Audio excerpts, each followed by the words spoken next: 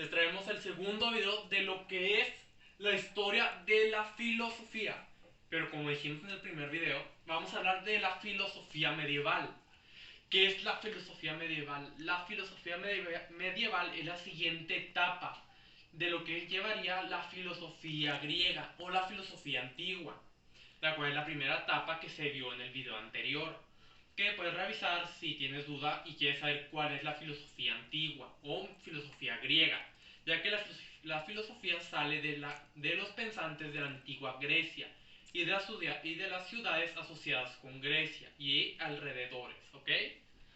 Ok, vamos a empezar. Primeramente se le conoce a la filosofía medieval ya que fue en la época medievalista. Para los que no estén muy representativos con la época medieval, se data a los reyes, señores feudales, términos de haciendas, caballerías, castillos, reyes. Lo típico, lo típico que es las películas de caballeros y todo eso. Todos conocen que fue la época medieval, ¿ok? Ya que quedó claro y sabemos que fue la época medieval, vamos a basarnos en algo que no es tan conocido, que es la filosofía en la época medieval. ¿Por qué surge la filosofía medieval? Esta surge en lo que sería Asia Menor, en lo que sería Europa Mayor y Europa Menor, después de la caída del Imperio Romano, ya que tenemos varios filósofos que fueron del Imperio Romano, ya que en la continuación de lo que sería la época de la civilización seguiría la época medieval, seguida de la caída del Imperio Romano. Después se le escribe como la mezcla de dos cosas. La filosofía medieval es una mezcla, si lo escuchan bien, es una mezcla. ¿Por qué es una mezcla? Porque aquí entra lo que serían las prácticas paganas o la práctica del paganismo, que sería más basado a lo que sería el ocultismo, a la religión y a las artes místicas. Lo que sería considerado en un futuro como brujería. Por eso se dice que es una mezcla. Y de la filosofía romana y la filosofía griega. Es una mezcla de tres culturas. El paganismo, lo que quedó del conocimiento romano y de lo que se pudo rescatar de la civilización romana acerca de la civilización griega. Por eso es una mezcla, en la cual se complementó para formar grandes pensantes. Y además tenemos lo que sería la implementación del cristianismo y asimismo el feudalismo. Feudalismo incluye los señores feudales, reyes, todo alto mando de lo que sería la democracia feudal en este tiempo. Seguido, tenemos lo que sería el catolicismo. En esa época, los idealistas católicos, ya sea el Papa en su tiempo, hasta el día de hoy el Papa, las iglesias católicas, los conventos, los monjes, discípulos de Dios, de lo que sería Jesús o Jehová, están aquí, tienen muchísima, pero muchísima influencia. Pero no vamos a hablar en este momento de religión, porque no es un tema que esté vinculado tanto aquí a la filosofía, ya que la filosofía trata de dar explicación a las cosas sobrenaturales, dando una explicación lógica y racional a las cosas, ¿de acuerdo? Después vamos a tener, aquí me voy a contradecir yo mismo, porque los tres filósofos más reconocidos de ese tiempo fueron considerados como santos. Pero antes de pasar ese tiempo, tenemos que decir que la Edad Media duró desde la caída del Imperio Romano hasta lo que fue la época del Renacimiento. Lo que conoce como Renacimiento, personajes como Leonardo, Donatello, Miguel Ángel, personajes que son muy conocidos por pintar grandes obras artísticas basadas en el Renacimiento y la revelación del ser humano. Pero vamos con lo importante, vamos a ver los tres filósofos más importantes de la filosofía medieval, la cual van a ser Santo Agustín de Hiponaca. Este nacería en Cartago, en la ciudad de Cartago. ¿Y qué idea tiene este filósofo acerca de su filosofía? Sus ideas principales fue la incorporación de la razón, pero con la fe católica. Era de que él decía el humano tiene que tener una fe porque con la fe va a tener a su propio Dios en sí y va a tener apoyo de su Dios. Lo que decía que se basaba en la razón pero católica. Que eso sería, en pocas palabras, creer en un Dios y tener tu propia fe. Seguido tenemos lo que sería la diferencia entre el Dios y el hombre, separándolos en una persona y en varias personas. Dios como su deidad suprema, de que Dios creó todo lo existente, dando la explicación que Dios es el todo, y al humano que debe venerar a ese Dios para que para así recibir privilegios y gozar de santa salud y cualquier privilegio que pudiera dar ese Dios, separando al hombre de los dioses o de los santos en este caso. Después vamos a saltar a otro santo, el cual sería Santo Tomás de Aquino.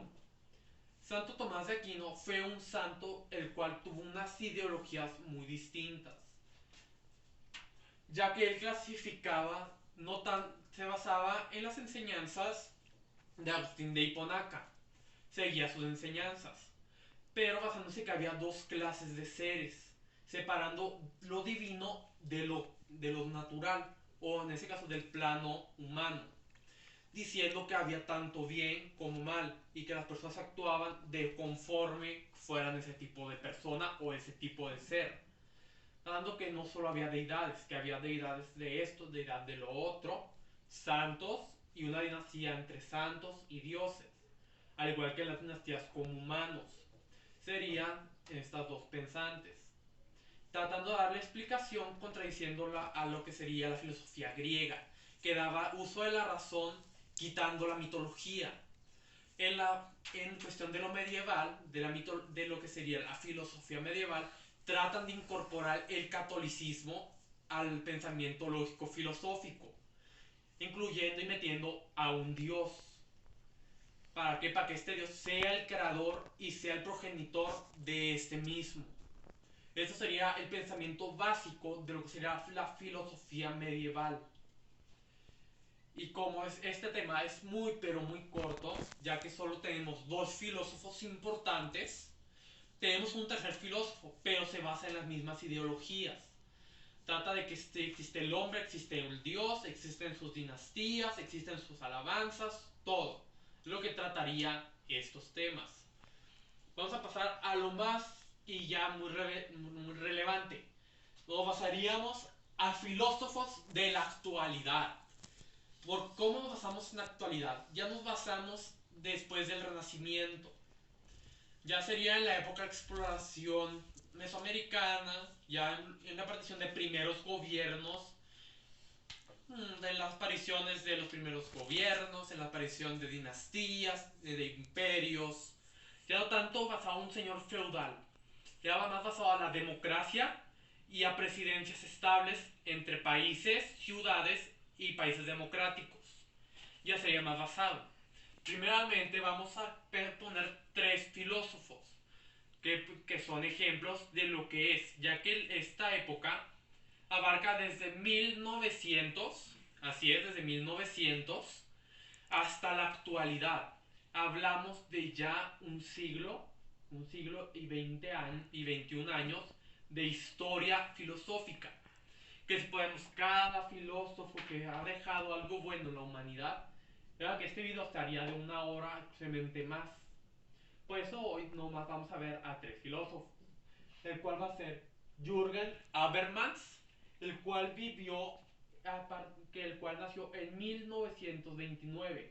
Él es de origen alemán y él propuso el pensamiento filosófico basado en la democracia. Decía que tanto países, delegaciones, gobiernos tenían que regirse por un pensamiento democrático, quitando así las monarquías, los imperios o hasta reyes, trayendo así el pensamiento de decir, es verdad, no podemos estar siendo gobernados por un rey que se basa solamente por descendencia. Debemos de estar atentos sabiendo de que tenemos que tener una democracia estable. Eso él es uno de los filósofos más grandes de su época, ya que impuso el pensamiento democrático y la división de poderes. a lo cual es algo que hasta el día de hoy nos seguimos rigiendo a través de una democracia o un gobierno democrático. Después tenemos a Judith Butler. Esta es una pensante de Estados Unidos de América, que nació en 1956. Esta es considerada como una de las primeras participantes de los movimientos feministas, ya que ella fue una de las delegadas que impuso el pensamiento de introducir la filosofía, tanto el derecho humano de la mujer, y que se tomara en cuenta en decisiones tanto políticas, democráticas, y asimismo tuvieran un alto rango al igual que un hombre. Esto en el año de 1956, que posteriormente, gracias a ella y además mujeres pensantes de esa misma época, lograron acumular y ascender a cargos democráticos y asimismo a llegar a tener el privilegio y el derecho del voto y del derecho mutuo a la mujer. Y considerándose una de las primeras feministas, las cuales hizo un bien común al mundo, inclusive a las mujeres, ¿ok? Y por último tenemos a Slovak Zikzak. Este fue un filósofo que nació en 1949 en Eslovaquia.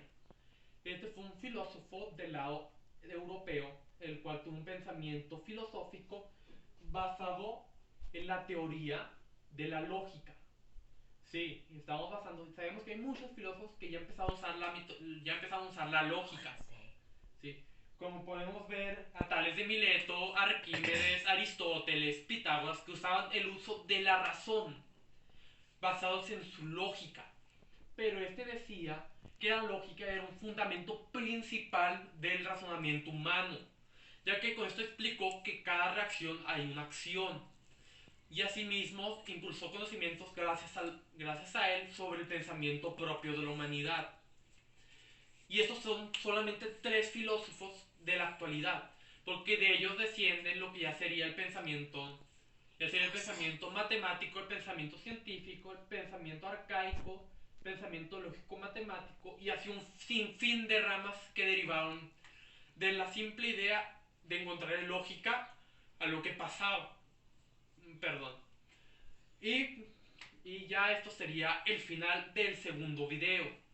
Esperen próximamente el tercer video, ya que va a ser un resumen de estos dos videos que se vieron, en el cual vamos a enumerar más filósofos, vamos a ver cómo se relacionan con la ciencia moderna, la ciencia antigua, y así vamos a ver un repaso de todo eso que acabamos de ver. Sin nada más que agregar, pasen muy buena tarde, muy buen día, y hasta la próxima. Muchas gracias.